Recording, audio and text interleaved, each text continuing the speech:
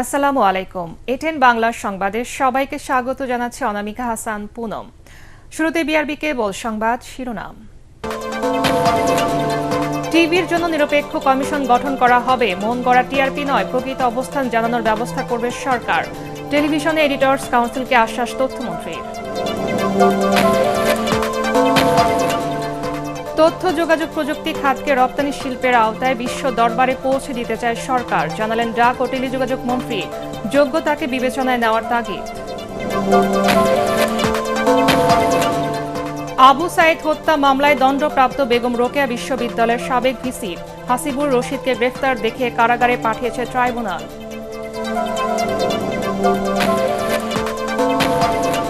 কোরবানির পশুর চামড়া কেনাবেচায় সিন্ডিকেটের অপতৎপরতা কঠোর হাতে দমনের হুঁশিয়ারি ধর্মমন্ত্রী। দুর্নীতি ঠেকাতে আলেম ওলামাদের সতর্ক থাকার আহ্বান। এবং মধ্যপ্রাচ্য সংকট সমাধানে ব্যর্থতায় ইরান যুদ্ধের জন্য প্রস্তুত, জানালেন আরাকচি। হরমুজ প্রণালী দিয়ে টোল আদায় নতুন উদ্যোগ, সতর্ক করলেন মার্কিন প্রেসিডেন্ট। এবারে বিস্তারিত। টেলিভিশনের জন্য একটি নিরপেক্ষ কমিশন গঠন করা হবে বলে জানালেন তথ্যমন্ত্রী জহিরউদ্দিন স্বপন। মন গড়া টিআরপি নয়, টেলিভিশনের প্রকৃত অবস্থান জানানোর ব্যবস্থা করবে সরকার। সচিবালয়ে টেলিভিশন এডিটর্স কাউন্সিল টেকের নেতাদের সাথে বৈঠক শেষে এসব কথা বলেন তথ্যমন্ত্রী। জানান পত্রিকার ভুয়া সংখ্যা বের করা বন্ধ করা হবে। টেলিভিশনের জন্য আলাদা ওয়েস বোর্ড গঠনের দাবি জানান টেকের নেতারা। রিপোর্টে জানাচ্ছেন মাহবুব কবির চপল। গণমানুষের দর্পণ হিসেবে কাজ করবার কথা গণমাধ্যমের, কিন্তু বাংলাদেশে যে সরকার ক্ষমতায় আসে তাদের মুখপাত্র হিসেবে কাজ করতে দেখা যায় অনেক মিডিয়াকে। গত 17 বছরে সেটা মাত্রা ছাড়িয়ে গিয়েছিল। বিএনপি সরকার আসার পর তা পরিবর্তন হবে কিনা তা এখনো নিশ্চিত নয়। এর মধ্যেই টেলিভিশনের বার্তা সম্পাদকদের নিয়ে গঠন করা হয়েছে টেলিভিশন এডিটর্স কাউন্সিল টেক। সচিবালয়ে তারা সাক্ষাৎ করেন তথ্যমন্ত্রীর সাথে, তুলে ধরেন বিভিন্ন সমস্যা ও সম্ভাবনার কথা। 17 বছরে যে টেলিভিশন সম্প্রচারে আমরা গণমাধ্যমকে গণ অধমে পরিণত করেছিল কিছু মানুষ, তো সেই জায়গাটা থেকে আমরা আসলে উঠতে চেয়েছিলাম। আজকে সংবাদের নামে, সামাজিক যোগাযোগ মাধ্যমের নামে সমাজে নানা রকমের অপতথ্য ছড়াচ্ছে, গুজব ছড়াচ্ছে। তারা দেখা গেল ঠিক মতো বেতনও পায়নি, তাদের 17 বছরের প্রমোশন হয়নি। এই যে গ্যাপ গুলো, এটা কেন হয়েছে? কোন নীতিমালা না থাকার কারণে, যে 6 মাস 3 বছর পরে একটা প্রমোশন দিতে হবে, 6 বছর পরে প্রমোশন দিতে হবে, কোন নীতিমালা নেই। তথ্যমন্ত্রী আশ্বস্ত করেন গণমাধ্যমকে স্বাধীনভাবে কাজ করার পরিবেশ দেবে সরকার। গঠন করা হবে নিরপেক্ষ কমিশন। গণমাধ্যম জগতের সামগ্রিক সমস্যা সমাধানের বিষয়টিকে গৌণ করে কিন্তু ওটা যদি করতে যান, আমি মনে করি তাহলে এটা ভুল হয়ে যাবে। তো সেই ক্ষেত্রে আপনাদের মতো একটা স্টেক হোল্ডারের যে অর্গানাইজলি এন্ট্রিটা হলো এই টোটাল প্রসেসে, এটা বেসিক্যালি তথ্য মন্ত্রণালয় এবং আমাদের সরকারের, বিশেষ করে আমাদের মাননীয় প্রধানমন্ত্রীর যে গণমাধ্যমের স্বাধীনতা নিশ্চিত করার যে প্রতিশ্রুতি উনি দিয়েছেন, আমি মনে করি সেই প্রসেসকে বেগবান করবে। তথ্যমন্ত্রী বলেন, বিজ্ঞাপন পেতে পত্রিকার ভুয়া সার্কুলেশন সংখ্যা বন্ধ করা হবে। একই সাথে বন্ধ করা হবে টেলিভিশনের মন গড়া টিআরপিও। কমিউনিকেশন নিয়ে যারা কাজ করবেন, গণমাধ্যম মাস কমিউনিকেশন নিয়ে যারা কাজ করবেন, তাদেরকে এই বাস্তবতা মেনে নিয়েই তো ফোকাসটাও তৈরি হবে। আপনার এনগেজমেন্টের এই এরিয়াটা যেহেতু অনেক বড়, ফলে এটাকে তো করতে হবে। কিন্তু দুর্ভাগ্যজনকভাবে আমাদের দেশে এটা বরং এখন পর্যন্ত লেস ইম্পর্টেন্ট। অপতথ্য রুখে দিতে সম্পাদকদের ভূমিকা রাখার আহ্বান জানান তথ্যমন্ত্রী। মাহবুব কবির চপল, এটিএন বাংলা, ঢাকা। তথ্য যোগাযোগ প্রযুক্তি খাতকে রপ্তানি শিল্পের আওতায় মেড ইন বাংলাদেশ ব্র্যান্ড হিসেবে বিশ্ব দরবারে পৌঁছে দিতে চায় বর্তমান সরকার। রাজধানীর বিটিআরসিতে বিশ্ব টেলিযোগাযোগ ও তথ্য সংঘ দিবস উপলক্ষে আলোচনা সভায় সব কথা জানান ডাক ও টেলিযোগাযোগ মন্ত্রী ফকির মাহবুব আনাম। এ সময় বিভিন্ন মন্ত্রণালয়ের প্রতিমন্ত্রীরা দেশকে এগিয়ে নিতে দলীয় দৃষ্টিতে না দেখে যোগ্যতাকে বিবেচনায় নেওয়ার তাগিদ দেন। মিজান শাহজাহানের রিপোর্ট। ডিজিটাল জীবনধারা, সংযোগ স্থিতি, সহনশীলতায় শক্তি প্রতিপাদ্যে সারা বিশ্বে পালিত হচ্ছে টেলিযোগাযোগ ও তথ্য সংঘ দিবস। বিদেশি মোবাইল ফোন কোম্পানির দখলে দেশীয় বাজার। এবার নিজেদের প্রতিষ্ঠান দেশের চাহিদা মিটিয়ে বিদেশের বাজারে স্থান করে নেবে সেই লক্ষ্য নিয়ে কাজ করছে সরকার। বিটিআরসিতে আলোচনা সভায় ডাক ও টেলিযোগাযোগ মন্ত্রী ফকির মাহবুব আনাম বলেন, তথ্য প্রযুক্তি খাতে রপ্তানির কথা চিন্তা করছে সরকার। Made in Bangladesh, assemble in Bangladesh, serviced in Bangladesh, এই ধারণা কেবল স্লোগান নয়, এটা আমাদের উৎপাদন সক্ষমতা, স্থানীয় উদ্ভাবন ও বৈশ্বিক প্রতিযোগিতায় প্রবেশের রূপরেখা। এ সময় সমাজ কল্যাণ প্রতিমন্ত্রী ব্যারিস্টার ফারজানা শারমিন পুতুল, বেসামরিক বিমান পরিবহন ও পর্যটন প্রতিমন্ত্রী রশিদুজ্জামান মিল্লাত এবং মুক্তিযুদ্ধ বিষয়ক প্রতিমন্ত্রী ইঞ্জিনিয়ার ইশরাক হোসেন বক্তব্য রাখেন। বাংলাদেশের পপুলেশনের দিক থেকে যদি দেখি তাহলে 7th largest country in the world, এবং টেলিকম অপারেটর বা সাবস্ক্রাইবারের দিক থেকে আমরা 20 নম্বরে রয়েছি, অথচ আমাদের সেবার মান রয়েছে অনেক নিচের দিকে। বিটিআরসির অনেকগুলো প্রবলেম ছিল, যেটা আমি শুনেছি। একটি কোম্পানিকে সবগুলি টায়ার দেওয়া হয়েছে। It has to be segmented. এটা কাউকে কাউকে ভাগ করে দেওয়া উচিত, যাতে একজন মনোপলি কিছু না করতে পারে। যদি আমরা চেষ্টা করি, আমরা যদি চাই, আমরা যদি মনে করি যে আমরা বাংলাদেশটাকে এই ধ্বংসস্তূপ থেকে দাঁড় করাবো, please look at the qualification. তিনি কি করেছেন না করেছেন দেখার দরকার নেই। একজন ভালো মানুষ, একজন কোয়ালিফাইড পারসন যে ইনস্টিটিউশনে যাবেন সেটাকে তিনি বেটার করতে পারবেন। তথ্য প্রযুক্তি খাত থেকে পোশাক শিল্পের মতোই বৈদেশিক মুদ্রা অর্জন সম্ভব বলে মন্তব্য করেছেন প্রধানমন্ত্রীর তথ্য প্রযুক্তি বিষয়ক উপদেষ্টা রেহান আসিফ আসাদ। মিজান শাহজাহান, এটিএন বাংলা, ঢাকা। মুন্সিগঞ্জ জেলা বিএনপির আহ্বায়ক সাবেক স্বাস্থ্য প্রতিমন্ত্রী মিজানুর রহমান সিনহার জানাজা সম্পন্ন হয়েছে। সংসদ ভবনের দক্ষিণ প্লাজায় অনুষ্ঠিত জানাজায় অংশ নেন প্রধানমন্ত্রী তারেক রহমান। জাতীয় সংসদের স্পিকার অবসরপ্রাপ্ত major Hafiz Uddin, deputy speaker barrister Kaiser Kamal, স্থানীয় সরকার মন্ত্রী মির্জা ফখরুল ইসলাম আলমগীর সহ মন্ত্রী পরিষদ বিভাগের সদস্যরা জানাজায় অংশ নেন। পরে মরহুমের কফিনে ফুল দিয়ে শ্রদ্ধা জানান প্রধানমন্ত্রী। পরে একে একে জাতীয় সংসদের স্পিকার ও স্থানীয় সরকার মন্ত্রী সহ অন্যরাও শ্রদ্ধা নিবেদন করেন। এরপর মরহুমের রুহের মাগফিরাত কামনায় দোয়া করা হয়। গত শুক্রবার রাতে সিঙ্গাপুরের একটি হাসপাতালে চিকিৎসাধীন অবস্থায় শেষ নিঃশ্বাস ত্যাগ করেন সাবেক স্বাস্থ্য প্রতিমন্ত্রী মিজানুর রহমান সিনহা। মৃত্যুকালে তার বয়স হয়েছিল 83 বছর।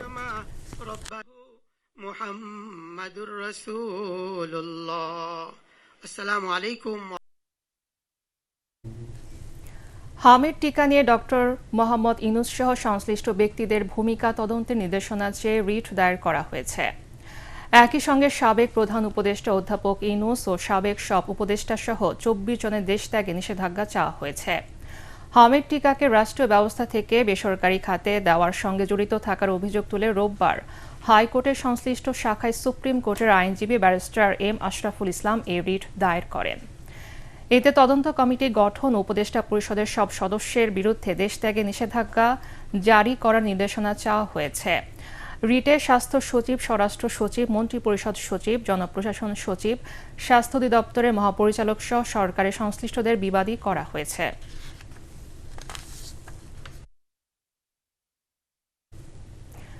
জুলাই গণ অভ্যুত্থানের শহীদ আবু সাইদ হত্যা মামলায় 10 বছরের কারাদণ্ডপ্রাপ্ত বেগম রোকেয়া বিশ্ববিদ্যালয়ের সাবেক উপাচার্য হাসিবুর রশিদকে গ্রেফতার দেখিয়ে কারাগারে পাঠিয়েছে আন্তর্জাতিক অপরাধ ট্রাইব্যুনাল 2। দুপুরে তাকে হাজির করা হলে এমন আদেশ দেওয়া হয়। এর আগে মোহাম্মদপুর থানা থেকে তাকে ট্রাইব্যুনালে আনা হয়। গতকাল শনিবার সন্ধ্যায় ঢাকার সলিমুল্লাহ রোডের একটি বাসা থেকে তাকে গ্রেফতার করা হয়। এর আগে গত 9 এপ্রিল আবু সাইদ হত্যা মামলায় হাসিবুর রশিদকে 10 বছরের কারাদণ্ড দেয় ট্রাইব্যুনাল। মামলায় তার বিরুদ্ধে আবু সাইদকে হত্যায় উস্কানি, প্ররোচনা, সহযোগিতা এবং দায়িত্ব অবহেলার অভিযোগ আনা হয়। কোরবানিকে কেন্দ্র করে চামড়া কেনাবেচায় দালালি ও সিন্ডিকেটের অপতৎপরতা কঠোর হাতে দমন করা হবে বলে জানিয়েছেন ধর্মমন্ত্রী কাজী শাহ মুফাজ্জল হোসেন কায়কোবাদ।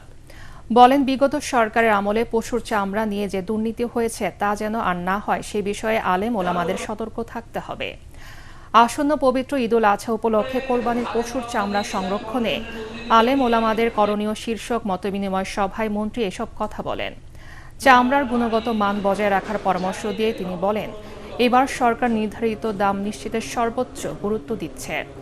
রাজধানী ইসলামী ফাউন্ডেশনে আয়োজিত এ সভায় ওলামা মাশায়েখরা অংশ নেন।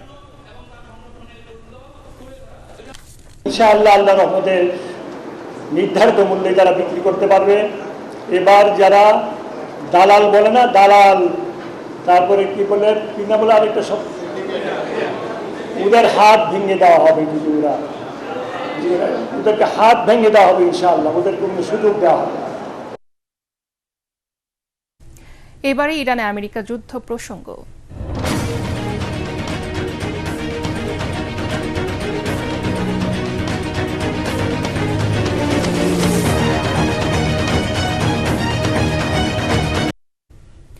মধ্যপ্রাচ্য সংকটে গ্রহণযোগ্য সমাধানে পৌঁছাতে ব্যর্থতায় ইরান সরাসরি যুদ্ধের জন্য প্রস্তুত আছে বলে জানিয়েছেন দেশটির পররাষ্ট্রমন্ত্রী আব্বাস আরাকচি। সামাজিক মাধ্যমে তিনি বলেন, এই যুদ্ধ সাধারণ আমেরিকানদের নিত্যদিনের খরচ অসহনীয় করে তুলেছে। এদিকে হরমুজ প্রণালী দিয়ে জাহাজ ও ট্যাঙ্কার চলাচলে টোল আদায়ে নতুন উদ্যোগ নিয়েছে তেহরান। ওদিকে মার্কিন প্রেসিডেন্ট ডোনাল্ড ট্রাম্প সতর্ক করেছেন, শান্তি চুক্তি ব্যর্থ হলে ইরানের জন্য ভয়াবহ পরিণাম অপেক্ষা করছে। বিস্তারিত আদিব মোহাম্মদের রিপোর্টে।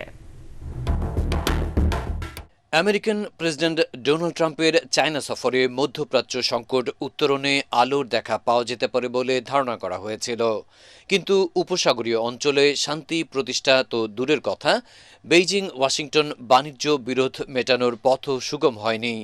বরং বলা যেতে পারে বিশ্বের দুই শীর্ষ অর্থনৈতিক শক্তির মাঝে টানাপোড়েন আরও স্পষ্টতর হয়ে উঠেছে। তাই তো ইরানের পররাষ্ট্রমন্ত্রী আব্বাস আরাকচি সামাজিক মাধ্যমের বার্তায় সাফ জানিয়ে দিয়েছেন, মধ্যপ্রাচ্য সংকট সমাধানে শেষ পর্যন্ত কোনো গ্রহণযোগ্য সমাধানে পৌঁছতে ব্যর্থ হলে ইরান সরাসরি যুদ্ধের জন্য প্রস্তুত আছে। তিনি জানান, তেহরান, পেন্টাগন ও তেল আভিভের যৌথ আগ্রাসনে ক্ষতিগ্রস্ত হলেও এই যুদ্ধের কারণেই দুর্বিষহ হয়ে উঠেছে সাধারণ আমেরিকানদের জীবনও। নিত্যপণ্য কিনতে হিমশিম খাচ্ছেন তারা। এদিকে দেশটির পার্লামেন্ট স্পিকার মোহাম্মদ বাগের গালিভাফও বার্তা দিয়েছেন, বিশ্ব রাজনীতি নতুন একদিকে মোড় নিচ্ছে, যেখানে আমেরিকার আধিপত্যবাদ খর্ব হওয়া পরিষ্কার হয়ে উঠেছে। ওদিকে হরমুজ প্রণালী দিয়ে জাহাজ ও ট্যাঙ্কার চলাচলে টোল আদায়ে নতুন উদ্যোগ নিয়েছে তেহরান। তেল ও পণ্য পরিবহনে অত্যন্ত গুরুত্বপূর্ণ এই প্রণালীর উপর নিয়ন্ত্রণ প্রতিষ্ঠায় তারা কেবল বন্ধু রাষ্ট্রের জাহাজ কিংবা ট্যাঙ্কার যাতায়াতে সুযোগ করে দেবে। ওদিকে ডোনাল্ড ট্রাম্প বেইজিংয়ের ব্যর্থ সফর শেষে মানসিকভাবে ভীষণ ক্ষুব্ধ। তিনি গণমাধ্যমে সতর্ক করে দিয়ে বলেছেন, শান্তি চুক্তি ব্যর্থ হলে ইরানের জন্য ভয়াবহ পরিণাম অপেক্ষা করছে। আদিব মোহাম্মদ, ATN বাংলা।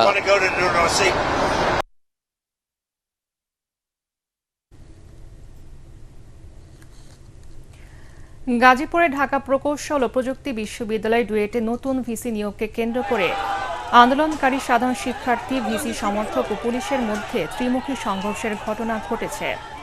সংঘর্ষে গাজীপুর সদর মেট্রোপলিটন থানার 5 পুলিশ সদস্য ও শিক্ষার্থী সহ 12 জন আহত হয়েছেন। সকাল 10টা থেকে শুরু হওয়া এই সংঘর্ষ এখনও থেমে চলছে।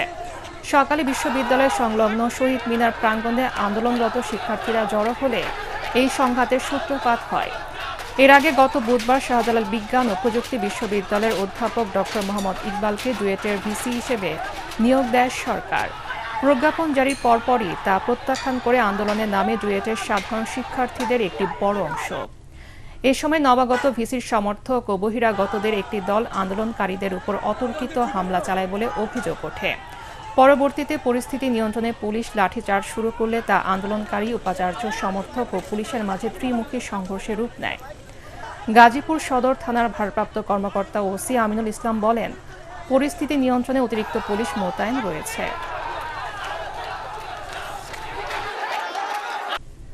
জাহাঙ্গীরনগর বিশ্ববিদ্যালয়ে এক ছাত্রীকে ধর্ষণ চেষ্টার ঘটনায় আসামিকে গ্রেফতার করে দ্রুত বিচার নিশ্চিতের দাবিতে অবরোধ কর্মসূচি পালন করছেন নারী শিক্ষার্থীরা।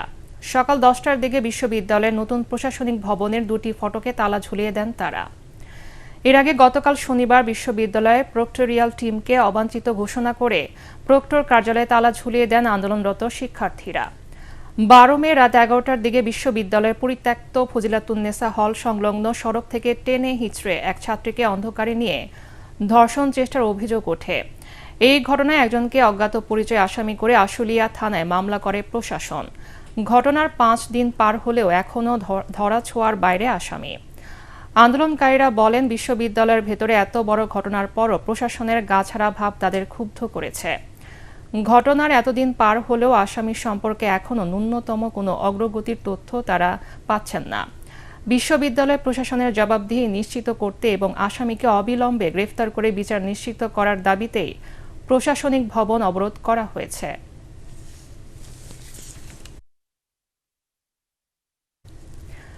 নির্মাণ শুরুর 8 বছর পরও শেষ হয়নি লক্ষ্মীপুর সদর হাসপাতালের 250 শয্যার নতুন ভবনের নির্মাণ কাজ।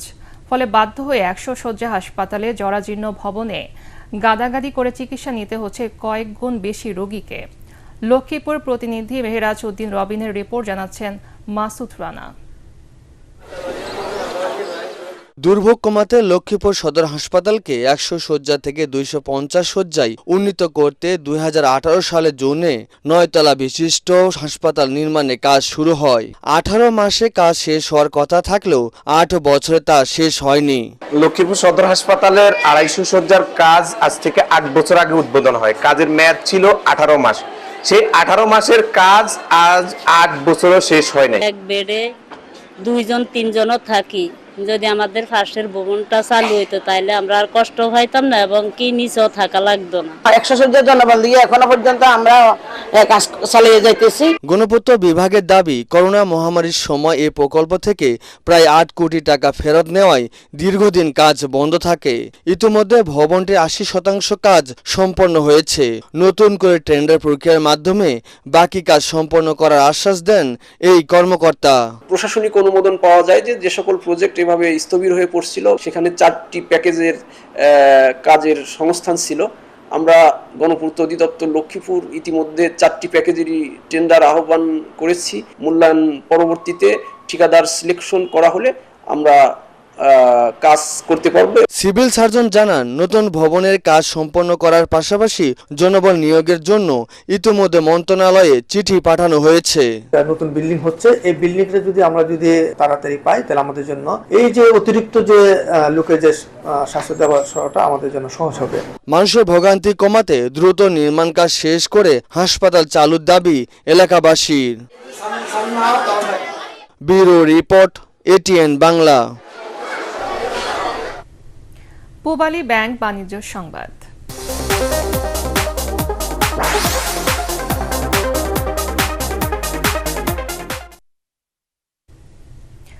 বগুড়ায় চলতি মৌসুমে বোরো ধানের বাম্পার ফলনের আশা থাকলেও তা পুরোপুরি পূরণ হয়নি। কৃষি বিভাগের লক্ষ্যমাত্রার চেয়ে প্রায় 900 হেক্টর জমিতে আবাদ কম হয়েছে। তবে ফলন ভালো হয়েছে বলে দাবি তাদের। এদিকে গাবতলী এবং শিবগঞ্জ উপজেলার বিভিন্ন এলাকায় মাজরা পোকার আক্রমণে দুশ্চিন্তায় পড়েছেন কৃষকরা। বগুড়া থেকে আজিজুল হাকিম রুমনের রিপোর্ট জানাচ্ছেন মাসুদ রানা। বগুড়ার মাঠ জুড়ে এখন সবুজ আর সোনালী বোরো ধানের সমারোহ। জেলার বিভিন্ন স্থানে ধান কাটা শুরু হলেও মাঠে এখনো দোল খাচ্ছে কাঁচা ধান। কৃষি বিভাগের তথ্য অনুযায়ী জেলায় বোরো ধানের লক্ষ্যমাত্রা ছিল প্রায় 1,87,000 হেক্টর জমিতে, তবে আবাদ হয়েছে 1,86,000 হেক্টরে। মৌসুমের শেষ দিকে এসে মাজরা পোকার আক্রমণে দুশ্চিন্তায় কৃষকরা। 5-6 বিঘা জমি একবারই নষ্ট হয়ে গেছে ভাইরাস ধরে।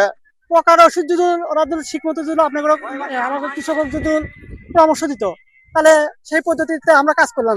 খরচ তেমন ওঠে না, আর ওঠে যারা নিজে বাজে করতে পারে তারা ওঠে, বুঝছেন। পোকার আক্রমণের বিষয়টি স্বীকার করে কৃষি বিভাগের দাবি, অনুকূল আবহাওয়া ও কৃষকের পরিশ্রমে এবার ভালো ফলনের আশা রয়েছে। এই স্টেজে মাজরা পোকার কিছু আক্রমণ অনেক সময় হলে হতে পারে, কিন্তু সেটা খুবই মাইনর, হয়তো বিচ্ছিন্নভাবে কিছু জায়গা হতে পারে। আমাদের প্রতি ইউনিয়নে 3 জন, কোথাও 2 জন উপসহকারী কৃষি কর্মকর্তা আছে, তারা প্রতিনিয়ত মাঠে আছে, তারা পরামর্শ দিচ্ছে। জেলা খাদ্য বিভাগ বলছে, চলতি মৌসুমে 17,700 মেট্রিক টন ধান এবং 72,000 মেট্রিক টন চাল সংগ্রহের লক্ষ্যমাত্রা নির্ধারণ করা হয়েছে। এতে কৃষক পাবে ন্যায্য মূল্য। ধান প্রতি কেজি 36 টাকা, চাল 49 টাকা এবং আতপ চাল 48 টাকা। আমাদের যে মূল্য সরকার নির্ধারণ করেছে, এই মূল্যে কৃষক খুশি। আমরা কৃষকদের সাথে কথা বলেছি, আশা করছি যে আমরা শতভাগ সংগ্রহ সফল করতে পারব। সরকারি ধান ও চাল সংগ্রহের ন্যায্য মূল্যের দিকে তাকিয়ে রয়েছেন কৃষকরা। Bureau report, ATN Bangla. আন্তর্জাতিক সংবাদ।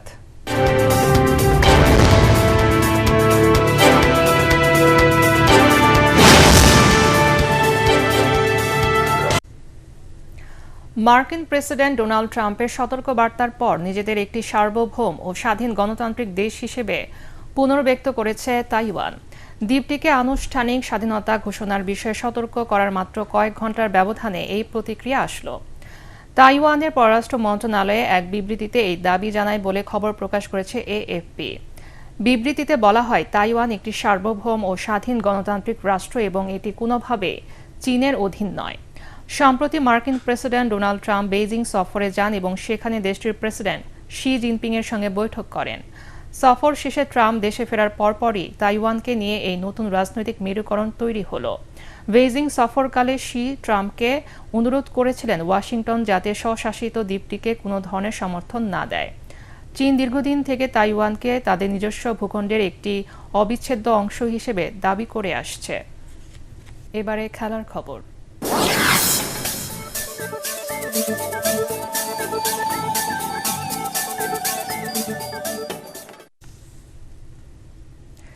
সিলেট টেস্টে দ্বিতীয় দিনের প্রথম সেশনটা ভালোই কেটেছে বাংলাদেশের। তাসকিন আহমেদ শুরুটা করেছিলেন জোড়া উইকেট নিয়ে। আগের দিনের বিনা উইকেটে 21 রান নিয়ে খেলতে নেমে দল স্কোরে 1 রান যোগ হতেই তাসকিন আহমেদ তুলে নেন আবদুল্লাহ ফজলকে। দলের 23 রানে আজান আইওয়াজকে নিজের দ্বিতীয় শিকার পরিণত করেন তাসকিন। এরপর শান মাসুদ আর বাবর আজমের 38 বলে 38 রানে জুটি ভাঙেন মেহেদী হাসান মিরাজ। প্রথম সেশনে 4 উইকেট তুলে নিয়ে পাকিস্তানের বড় সংগ্রহের পথে বাধা তৈরি করে টাইগাররা। লাঞ্চ বিরতির পর 63 বলে 50 তুলে নিয়ে পাকিস্তানের ভরসা হয়েছিলেন অভিজ্ঞ বাবর আজম। ব্যক্তিগত 68 রানে তার উইকেট তুলে নেন নাহিদ রানা। সালমান আগার বিদায়ে 150 রানে ষষ্ঠ উইকেট হারায় সফরকারীরা। শেষ খবর পাওয়া পর্যন্ত পাকিস্তানের সংগ্রহ 8 উইকেটে 184 রান। প্রথম ইনিংসে বাংলাদেশ 278 রানে অল আউট হয়েছিল।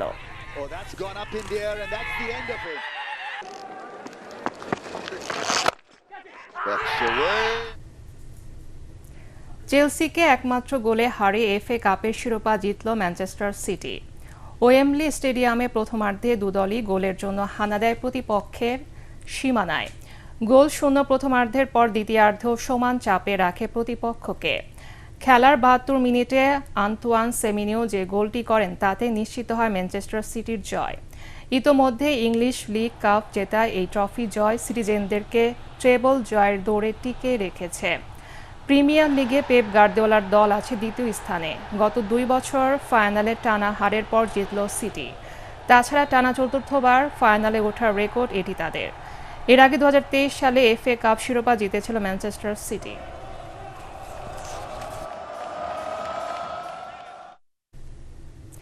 শেষ করছি ইউরোপ সেরা আসরের খবরে। চলতি বছর ইউরোভিশন সঙ্গীত প্রতিযোগিতার শিরোপা জিতেছে বুলগেরিয়া। অস্ট্রিয়ার ভিয়েনায় জমকালো এই আয়োজনে দেশটির পপস্টার ডেরার বাঙ্গা রাঙ্গা গানটি দারুণ আলোড়ন তুলেছে। তুমুল জনপ্রিয়তা পেয়েছে দর্শকদের কাছেও। অনলাইনে ভোটও পেয়েছে সর্বাধিক। বিস্তারিত আদিম মোহাম্মদের রিপোর্টে। ইউরোভিশন সং কন্টেস্ট 2026 গাজায় গণহত্যা চালানোয় অভিযুক্ত ইসরায়েলের অংশগ্রহণ ঘিরে ভিয়েনার রাজপথ উত্তপ্ত। হাজারো মানুষ এমন আন্তর্জাতিক প্রতিযোগিতায় দেশটিকে অবাঞ্ছিত ঘোষণার দাবি করছে। আর অডিটোরিয়ামে স্পেন, নেদারল্যান্ড সহ 5টি দেশ অনুষ্ঠান বয়কটের ঘোষণা দিয়েছে।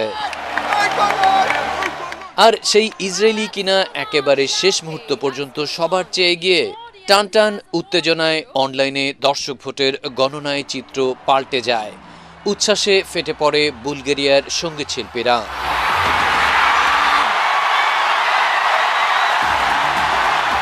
কিন্তু তাদের এই সাফল্যের পেছনের কারিগরকে বলা হচ্ছে 27 বছর বয়সী পপস্টার ডেরার ব্যাঙ্গারাঙ্গা গানটি তুমুল আলোড়ন তুলেছে, কেড়ে নিয়েছে দর্শক হৃদয়। ভিয়েনার আলো ঝলমলে স্টেজে নেচে গেয়ে দর্শকদের মাতিয়ে তোলেন ডেরা। একেবারে শেষ দিকে ইউরোভিশনের ট্রফি হাতে নিয়ে উপস্থিত সঙ্গীত প্রেমীদের অভিনন্দনের জবাব দেন বুলগেরিয়ার এই পপ তারকা। আদিব মোহাম্মদ, ATN বাংলা। শেষ করার আগে বিআরবি কেবল সংবাদ শিরোনাম আরেকবার।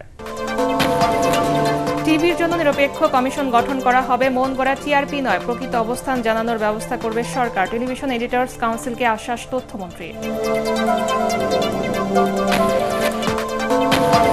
তথ্য যোগাযোগ প্রযুক্তি খাতকে রপ্তানি শিল্পের আওতায় বিশ্ব দরবারে পৌঁছে দিতে চায় সরকার, জানালেন ডাক ও টেলিযোগাযোগ মন্ত্রী। যোগ্যতাকে বিবেচনায় নেওয়ার তাগিদ। আবু সাইদ হত্যা মামলায় দণ্ডপ্রাপ্ত বেগম রোকেয়া বিশ্ববিদ্যালয়ের সাবেক ভিসি হাসিবুর রশিদকে গ্রেফতার দেখিয়ে কারাগারে পাঠিয়েছে ট্রাইব্যুনাল।